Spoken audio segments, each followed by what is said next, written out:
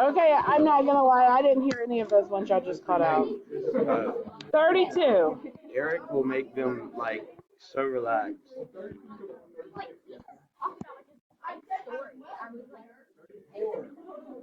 that's what he does most of the time. And then we do a little bit of fun stuff here and there, and we'd have movie days and then make robots after, and be all we do. Best thing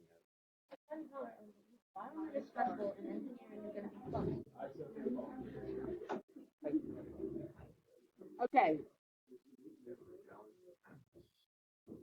Slade, go sit down. Go sit down. Go sit down. Yes. If that is the derivative, what is a possible function for f?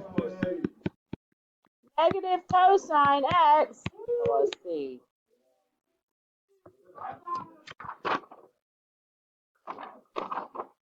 Do I even have these on here? No. So what I do on this whenever you're learning it, or what I would advise you to do, you're looking at after the derivative has already been taken, right? So if the derivative is sine, the only one I have is negative sine, so that means I would have to make that cosine negative. So that's why that's negative. The plus c because I don't have a point to solve for c. What else? 36. Somebody said 34.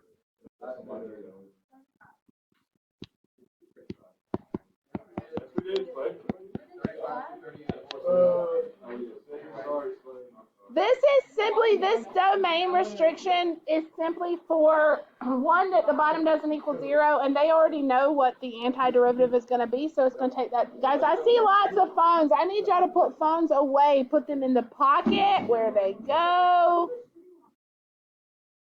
There's lots of them. Sonny, pocket up on the door. Miguel, pocket. Who else? Huh? Why you can't? Do you have a concussion? Wow. Oh my God. Doja does it, and then everybody else wants to fake a concussion. I just fell on my back. I don't have a concussion, but I'll get on migraine.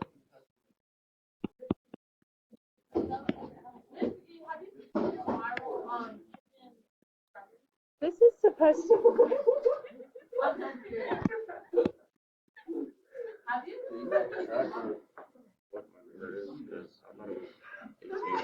Somebody's an 18. I don't know. Just put it in. I don't know if mine's 16 or 17 because it's one in the second one.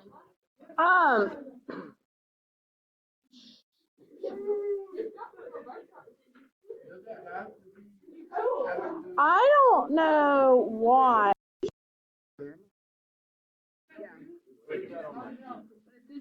So guys, for this one, what you want to do, because we're talking antiderivatives, if it's ever 1 over something, that clues you in that it's a natural log. So if you look at like d dx of log x, it's 1 over x. Because you haven't learned integrals yet. But if you're on this side, if you're in the integral and you have 1 over u, then it's the natural log of u. You can be a whole function, so this is my function.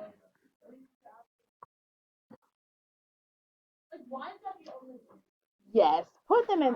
Do that. Make that note on your sheet. Because why is that the only answer? Is that what you're saying? What'd you say? Yeah, you said why is that the only answer? What do you mean the only answer? What did you get? That is the right. If you ever see 1 over something, it's log. Yeah. The antiderivative is log.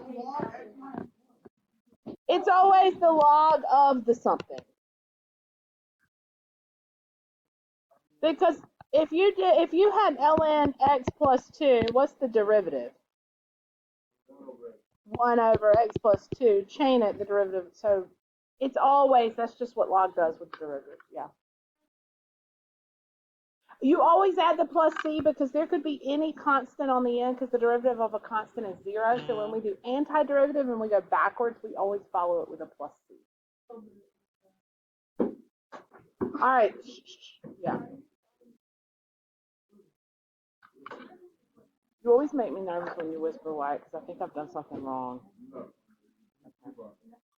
Y'all need a signal or something over there, like the bat signal if I do something wrong. 35 and 36. All right, so I did kind of rush through this yesterday. Make that the absolute value of u on that side. We'll talk more about it whenever we get to integrals. I'm not real worried about it right now. 35. This one is different because of the exponent in the bottom.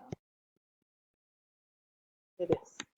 So, because I could rewrite this as negative x to the negative 2, yes? If I tried to do, I guess I should go back to that one y'all asked me about log.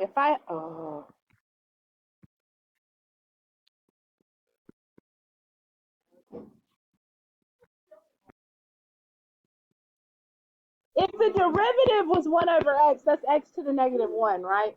How do I find the antiderivative? What's the power rule for the antiderivative? You add 1 and then divide, but well, if I add 1, I get 0, so I get x to the 0 over 0. That's undefined. That doesn't work. So that one is natural log. What? Oh, what are y'all talking about? But here, I can do it here, right? I can add 1 and divide by that. So if I divide, so this becomes negative 1, yes? If I divide negative x by negative 1, and I'm going to do my plus c, I just get x, right? So this is just, it's positive, so it's x to the negative 1 plus c, or 1 over x plus c. Now I'm not done, because for this one they said, find the function. This time, this is in general. That means I could plug anything in the whole wide world for c that I wanted, right? But they said, given the fact that the point passes, or the derivative whose graph passes through the point, and this time it said 2, 1. So what they want you to do, this is your x, this is your y, plug it in and find out what the c value would be if that was the case. Right? Are y'all tracking with me? 1 equals 2 to the negative 1, or 1/2 plus c. So this is 1/2 plus c. So what is c?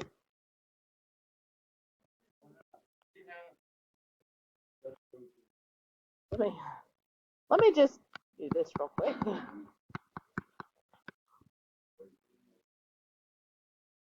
So my equation is not a general equation anymore. It is a very specific equation.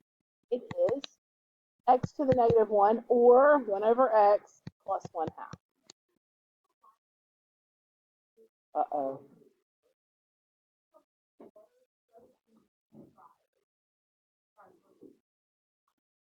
I like that, Sullivan. We need a poster.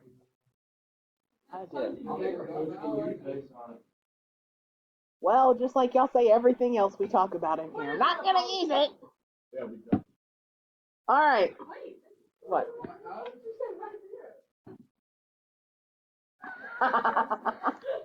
Did you read that first? Is that what? Because that doesn't say just because something is hard, you shouldn't try. It's just something is difficult.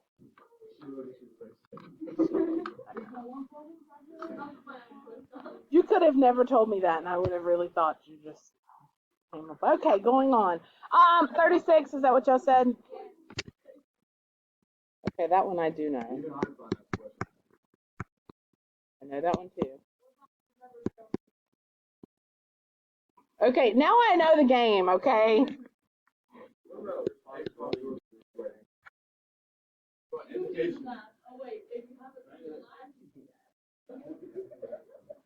Y'all are jerks sometimes. Okay. Don't feel upset by the result. The work you didn't do. Nothing is impossible. The word itself is impossible. My mom is a Which one? Supports PQ. Oh, really? That's right. That's right. Are y'all quite done yet? Quit done? Quit done? I want you to watch your English now. All right. You're the house elf. Thank you.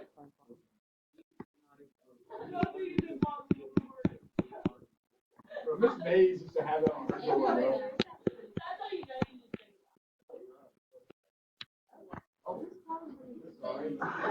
So, did you move the 4 up with the X? This one is easy to get confused on. Listen, guys.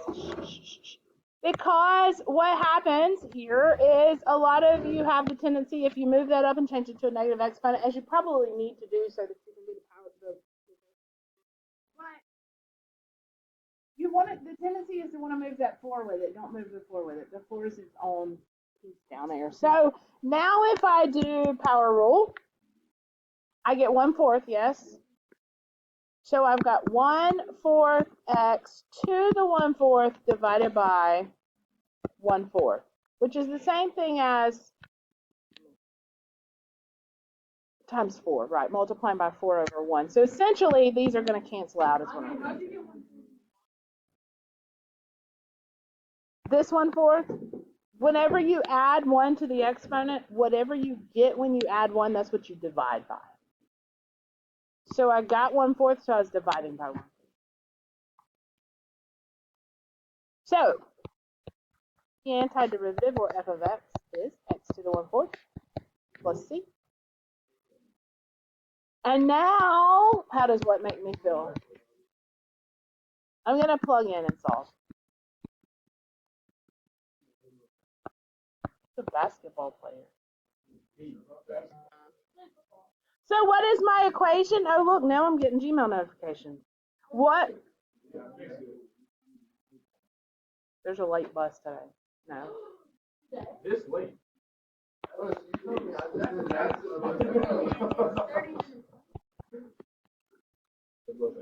What else on your homework? I'm ready to do second derivative test. 55 and 54. I like this yellow.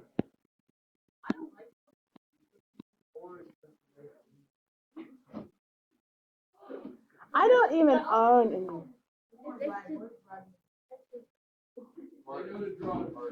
This what? Thank you. Yesterday was not Unity Day. Last week was Unity Day.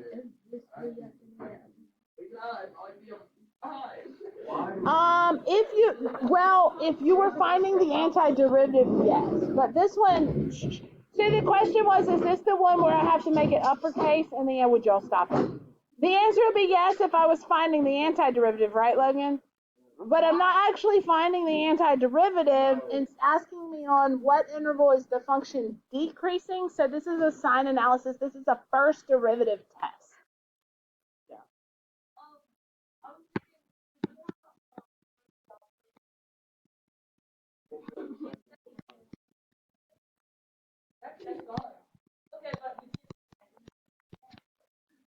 Okay. If I'm doing the first derivative test, that means I am finding the first derivative, setting it equal to 0, and testing those intervals, okay? Almost as big as tan lines are as far as topics go that you're tested on. So this is first derivative test. This ties into particle motion. This ties into all that stuff. But I set equal to 0, and this is actually when we started particle motion. Okay, but look, do you need your calculator? I'm going to say no on this because this is zero product property, right? Each one of these goes to 0. Now think about this, because sometimes, even though you can have a calculator, it will slow you down if you realize that you don't really need it, or if you don't realize that you don't really need it. Here, what can I plug in for x for that to be 0? Nothing. There is nothing I can plug in there. E to the absolutely nothing. Unless I could plug in infinity, negative infinity, and have it in the bottom and have it actually nothing. It's never going to be 0. So that's not what. It's not going to be a stationary point. I'm looking for stationary points. So don't be ugly. So, but now this one, I can, and it's a fairly quick solve, 0 and 4, right? So 0, 4, the derivative, what variable? G. G will tell me what the function's doing. So I need to test some points, and I am testing on my derivative. Now, also realize that this will never be negative, yes? I'm never going to get a negative value for that. E's 2.7 something. What exponent could I raise that to get a negative number? Absolutely nothing. It's never going to be negative. So this is always going to be positive. It's not going to impact my sign. The point that I'm getting to is I really just need to look at this piece to determine the sign of the derivative. So if I plug a negative number in there, 3x squared is always going to be positive, yes? All right, so what happens? Negative 12 times a negative is going to give me a positive. I'm increasing. How about if I plug in something like 1? Negative. How about if I plug in something like 5?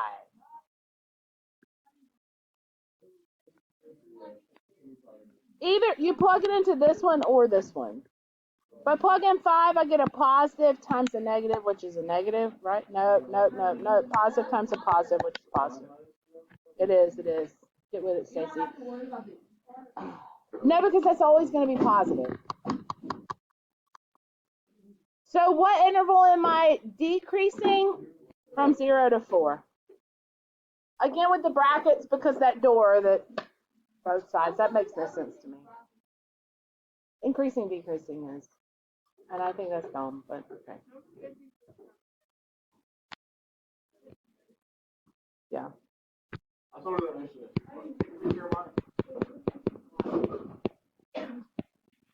Yeah, you had to do 53. If f of x equals cosine x, and the mean value theorem guarantees that somewhere between 0 and pi over 3, the derivative equals. You were supposed to?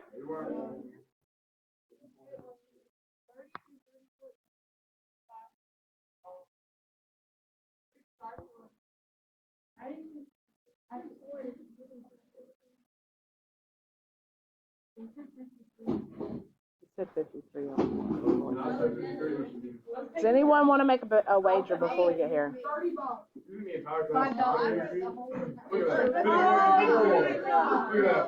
What did I send you?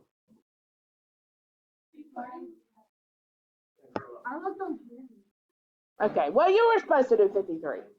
Okay, let's do it together anyway then. Mean value theorem guarantees that somewhere between 0 and pi over 3, f prime of x equals what? Whoa, how'd you get that? If it's continuous and differentiable on the interval 0 to pi over 3, then somewhere on that interval, a rock equals I rock, right? So what is a rock? F of 0 is cosine of 0, which is 1. Pi over 3. What's the cosine of pi? Logan, what's the cosine of pi over 3?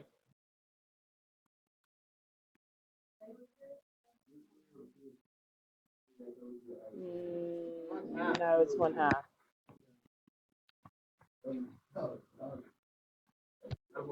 So a rock here is 1/2 minus 1 over pi over 3 minus 0, which is negative 1/2 over pi over 3. Negative 1/2 times 3 over pi, or negative 3 over.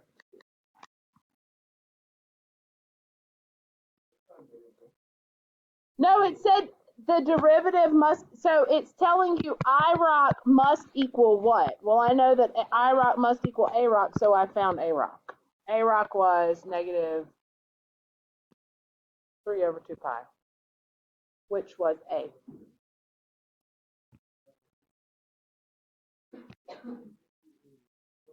Yeah, it's the slope. He's right.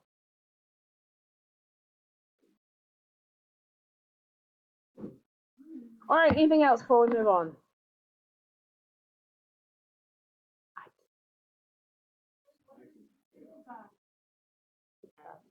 $55.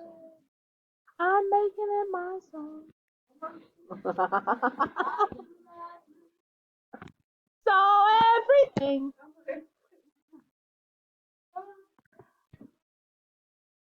Seven.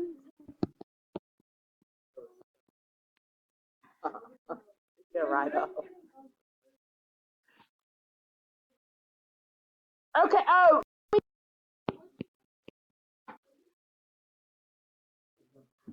Because I realized it as I was saying it, and then whenever he started laughing, I just stopped. Okay. This is x to the negative 1/2. And I'm finding an antiderivative.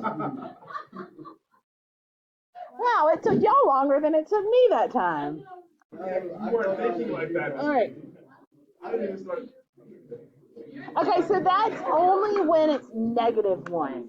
If it's -2, -1/2, anything like that, you don't have to do ln.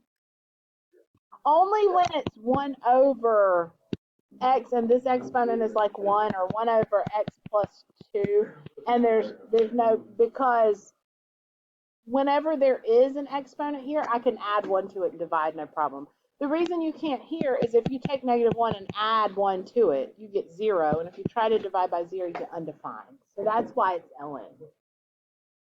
But here for this one, I can definitely do +1, right? And then divide by that. So I've got 1/2 x divided by 1/2. Don't forget. Thank you, Sullivan. Plus c. So these are essentially going to cancel out, right? No. No. Sullivan, you're distracting me. Turn that off. Okay. Add 1 to it and divide by it. So now I've got x to the 1/2 divided by 1/2. I got kind of mixed up. Huh? Because when you're doing antiderivatives, you're dividing, not multiplying by. If I'm doing derivatives, I multiply and subtract 1 from the exponent. You do, but there's no coefficient. The coefficient is 1. So what this is going to be, this is going to end up being 2x to the 1/2 plus my c.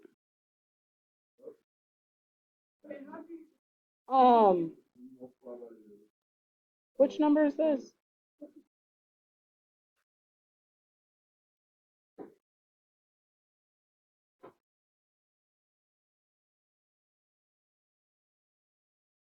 Oh, no? Yeah. So it says which one is an antiderivative. What? I got it. I figured it out. It's saying which one is an antiderivative. Note this c could be any constant in the whole wide world. So it's d, because d is 2 square root of x minus 10. So that works because c could be, as long as it's a constant, not a variable. All right, let's switch gears. Before, just to recap, and I feel like we've done this a lot, so I think all of you will be really good. The first derivative test. This is when I was looking for stationary points or at rest points. This is when the derivative equals 0, and then I test the intervals. It tells me where I'm doing what? Okay, when the equals 0, that's where it's resting or stopping, but what else does it tell me? I test in between to tell what? Which tells me what? The direction. It tells me when I'm increasing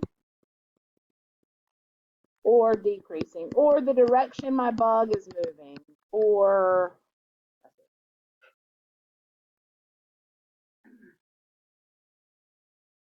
so in a positive interval, of course, I'm increasing. In a negative interval, I'm decreasing.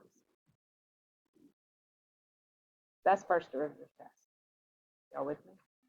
What have you got on your computer that Logan is so intrigued by?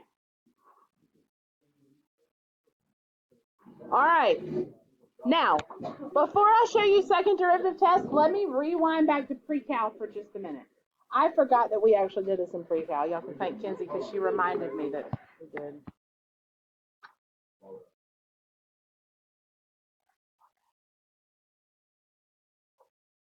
I like pre-cal. That's what they said in that song. You told me that I should take this class, and then like 3 minutes. I think God really should have given me a singing voice because I love to sing, and he just said, I'm sorry, go ahead. No. Whatever you're saying is more. No, but Emery never speaks up, and she was smiling at me before you even started, and I was addressing that, but I didn't. Go ahead. Oh my gosh.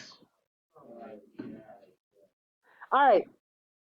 Mr. Freeman said in my IGP that everything he saw through Yeah. You've got him. Yeah, she's got him. She's got him on. I don't think I got him in on anything. You did tell me that though. Okay, but y'all are in the thick of it right now. Like, you are right. Like, wait. I give up. I don't even know what is going on right now.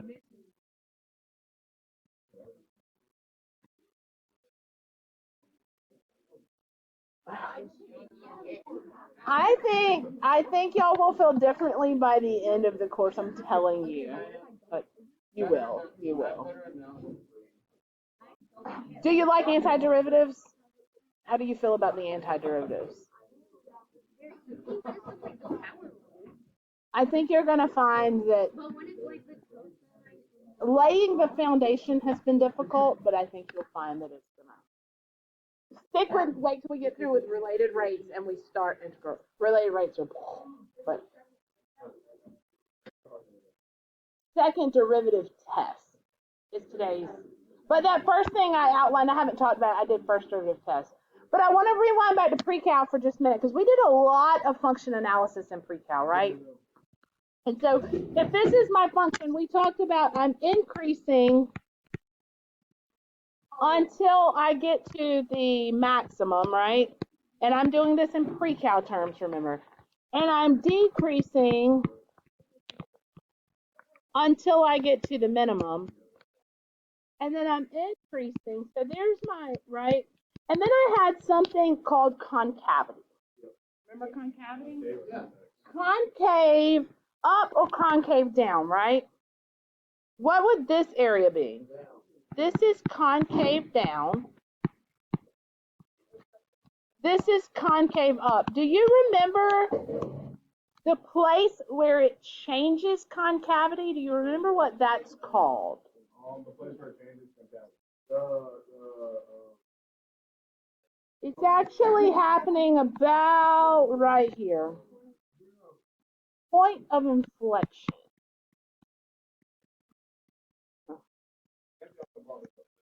I was going to say. Yes. I feel like I might have mentioned this to her. Okay. So this is all pre-cal terms, yes? Now let's relate it to calculus. Let's do it. Sullivan's right. Let me get a color we haven't used. I don't know if purple's gonna show up real well. Hey, the yellow one's perfect. I want black. Orange.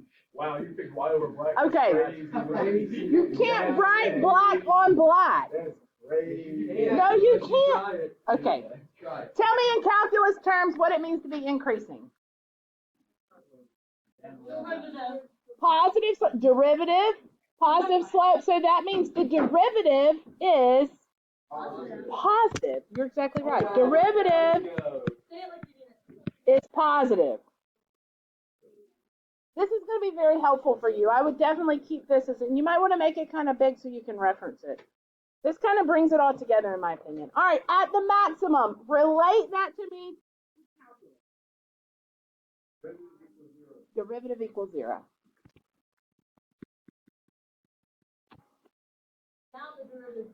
How about decreasing? Less than 0, right? My derivative is negative. That's okay. Okay. I'm gonna actually write it under here so it doesn't get so confusing. What?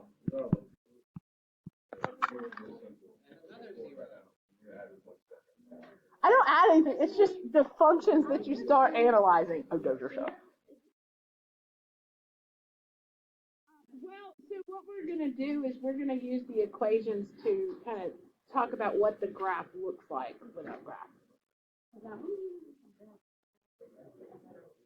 There will be a lot. You are guaranteed an FRQ that's going to give you either the equation, the graph of a derivative, or the graph of a function, and you have to do analysis on it. And it'll be, you will eat that up, Hannah.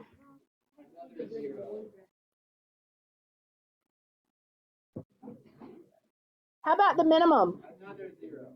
The derivative is 0 again. How about increasing? Now, I titled this lesson Second Derivative Test because this is everything in white is your first derivative test. That's what the first derivative test tells you, right? Now,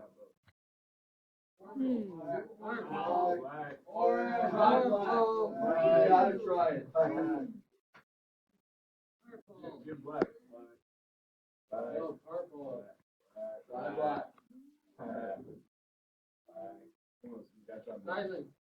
Purple. Purple.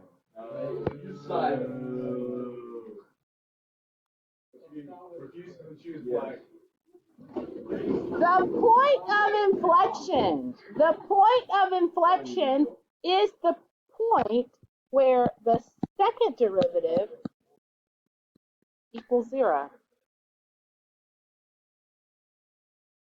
So this time, instead of looking at where I'm changing direction, I'm looking at where the concavity changes.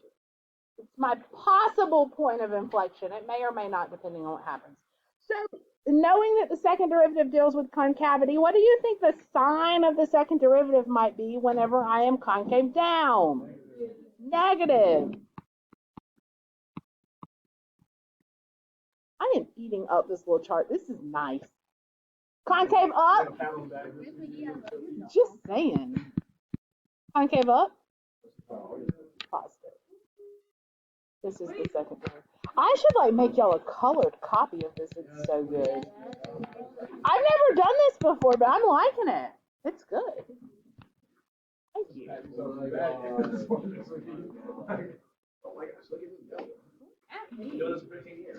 still won't be black though.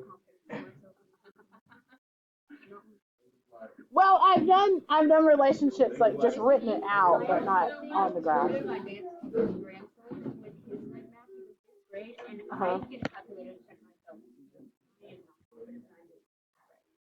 If somebody was in here watching me, if Dinsmore was in here right now, I would never be confident with if I'm being observed or there's anybody else, I'm not. But sometimes I'm not quite confident when Wyatt looks at me like.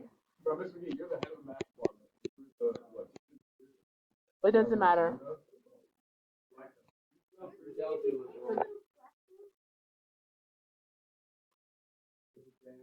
On top of the board now. The board is. They never even put it on a plaque for me. Everybody else got theirs mounted on this wooden plaque, and they just gave me that. You already have that for me, Everybody knows you. All right. Pre-calculus is in pink. First derivative test is in white. Second derivative test is in blue. So, corn flour. What? We're going to test the second derivative the same way we test the first derivative. So we're going to do a sign analysis on it. And what we're going to, yeah.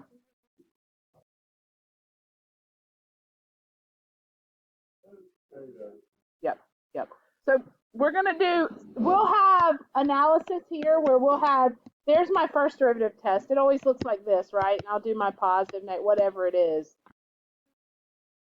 17. How do I move? First taste of love. Whoa. Okay.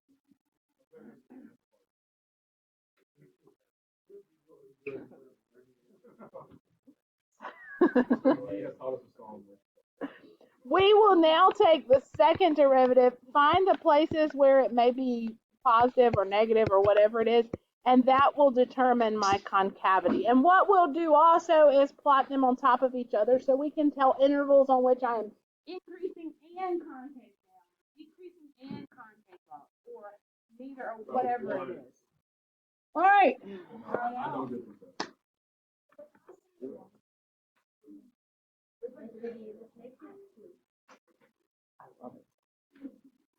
Don't mock me, Dozier. Yes, I told y'all I was excited about this lesson.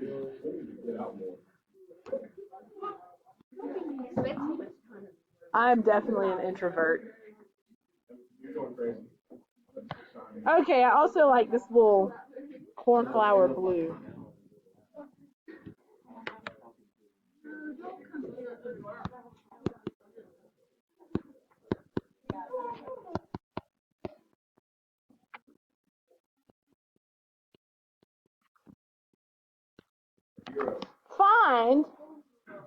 Find all points of inflection and determine the concavity. You never told us how to do that. Well, I know this is the first year.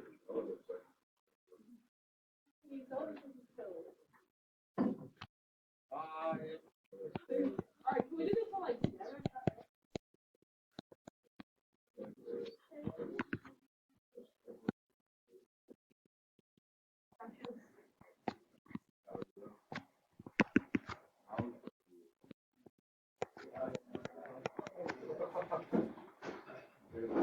Find all points of inflection and intervals that I'm concave up, concave down. Inflection. Okay. So if I'm doing first derivative test, if I'm looking for increasing, decreasing, I would just take the first derivative. But because I'm asking you for points of inflection and concavity, I need the second derivative. But before I can get the second derivative, I must do the first. All right, so first derivative here, 12x squared plus what? Plus 36. No. Second derivative, 24x plus 42.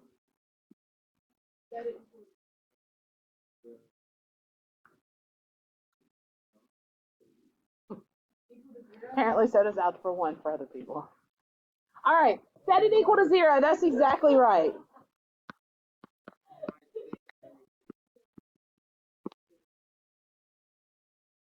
So you could simplify it a little bit. I'm just going to come here and solve for x. What does that simplify to? 7/4.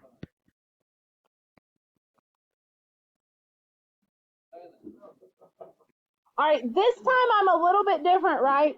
The second derivative is telling me what the function is doing as far as concavity. The only possible point of inflection that I have is -7/4.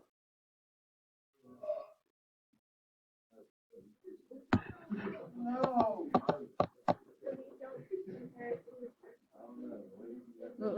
The first derivative is only going to tell you increasing, decreasing, max, mins. This is going to tell you concavity. They didn't ask me. They just asked me. This is, by the way, this is number 7. When do we do what, Ellen? We're just learning it. We haven't done it before. We talked about what it was in pre-cal and what, do you remember? Okay, so concave up, think about like a cup that catches water, right? If it would hold water, that's concave up.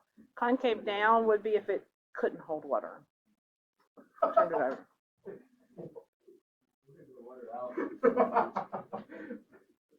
Did I say something stupid? Yeah, it was coming upside down.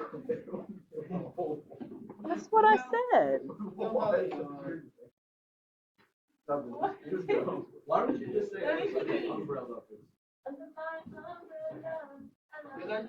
Anyway, do you understand what concave is the difference? Okay. So on that, it's easiest with a cubic, I think, to see. Because here I'm concave down, here I'm concave up, but at some point it switches, right? Somewhere around right here.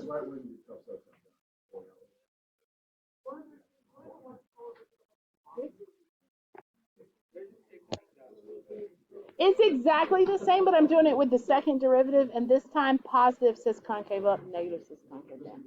But it's the exact same. I'm not understanding. You go the water coming out of it. Shut up, Dave. All right. I'm plugging into the second derivative. If I plug in something really, really negative, negative 100, I don't know.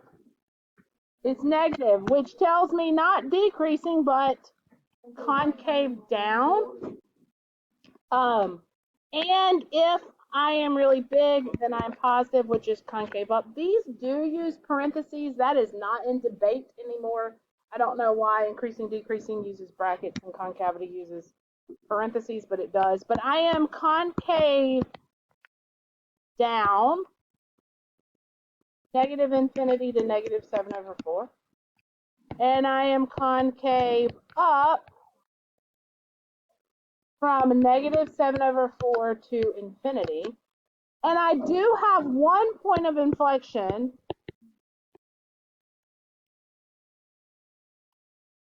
What is the point of inflection?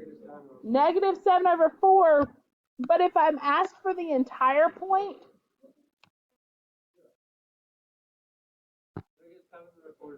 so good. You have to plug it back into the original. This is where you would need a calculator. I don't know what you get. The negative 7/4, because that's the point of inflection. So that's what x equals. If I need the entire point, I would need to plug it in to find that entire point. Yes, that's it. That is the second derivative test. So if you see anywhere where it says use the first derivative test to determine this, I mean, deja vu. That's increasing, decreasing, maxes, mins, right?